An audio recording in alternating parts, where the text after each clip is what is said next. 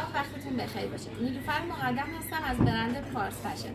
تشریف بیارید اینجا بخش اینترنتی سابقه. اونایی که از قدیم مشتری ما هستن در جریانن. این پالت رو ببینید. این پالت کلا خال داره. سایز متوسطه. اندازه سایزش رو نگاه کنید با خودکار نشونتون بدم.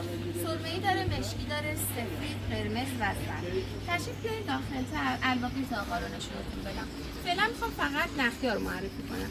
این کار رو ببینید، این کار آبرنگیه، برای چادر و پیراهن میتونه خیلی مناسب باشه. این کار رو ببینید، یه کار عروسکیه، اندازش هم نگاه کنید به این شکله، راه داره و دختر تو دو جهت مختلف. این کار رو نگاه کنید، ببینید این کار رو، این هم تو دو جهت مختلف امیزینگی روش نوشته شده. دختر شگفت انگیزی هم چیزی معنی میده. این کار هم نگاه کنید، قلبای ریز داره. خب اینجا این کارو پاندارم نشونتون بدم. این کارو نگاه کنید، اندازشو، اینم تو جهت‌های مختلف دور میزنه. اینجا یه سری طرحهای چارخونه داریم. اندازه چارخونه رو اگه بتونید ببینید. بعد اینجا ادامه کارهای خالدار رو داریم، زمینه مشکی. اینجا یه پوست پرتقالی داریم که تقریبا سایز ریز محسوب میشه.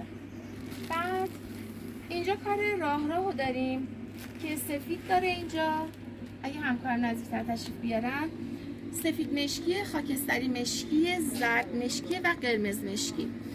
فاصله‌اش هم نگاه کنید، اندازه فاصله هاشون به این صورته. بعد اینجا کار یونیکورن رو داریم، نگاه کنید، یا تکشاخ رو داریم. این هم تو جهت‌های مختلف دور میزنه. این کار خرگوش هم داریم، زمینه کار سرمه‌ایه. این هم باز تو جهت‌های مختلف در مقایسه با رنگ مشکی سرمه‌ای بودنش مشخصه. اینجا با خرس تدی رو داریم، تشریف بیارید ببینید، اندازه ستاره ها و اندازه خرس. اینجا هم عروسک رو داریم با شکل تاج و قلب. اینجا یه کار گلدار رو داریم، اندازش رو نگاه کنید به این شکله. اینجا دوباره یه کار آبرنگی داریم که رنگ بندی داره. گل این الان قرمزشه، قرمز هندونه‌ایه، رنگ نارنجی پرتقالی هم داره. حالا این کار نگاه کنید، یه کار خرگوشه، بخوام خدمتتون نشون بدم.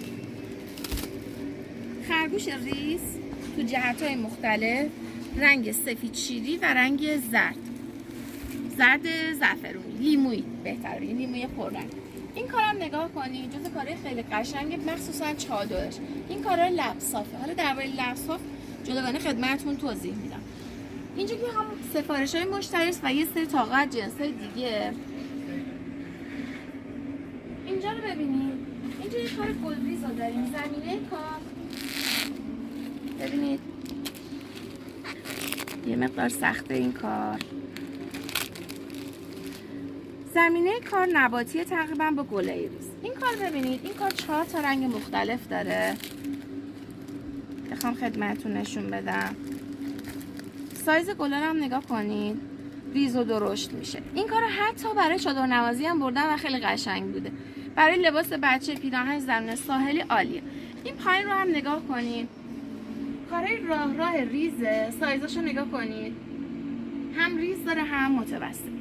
دوباره این سمت تشریف بیاریم. این کار چارخونه رو ببینید، بذارید من بکشم بیرون که بیشتر مشخص باشه.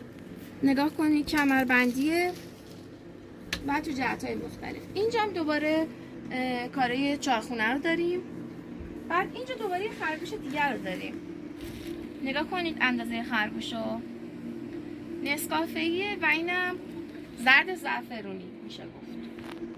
این پایین اگه همکارم دوربین رو بیارم به سمت پایین، این کار روز رو میبینیم، شاخه گل روزه، هم قنچشه هم خود گل تو جهت‌های مختلف.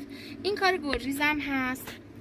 از سری کارهایی که اون سم نشون دادم گفتم رنگ بندی داره، یکیش این کاره، نگاه کنید. و این زیرم نگاه کنید، یه معدن خاص اینجاست. این کارا لبساف رنگ بندی داره، لیمویی پررنگ، آبی، سبز، مشکی، بنفش هم اون انتهاست اگه بتونیم ببینیم.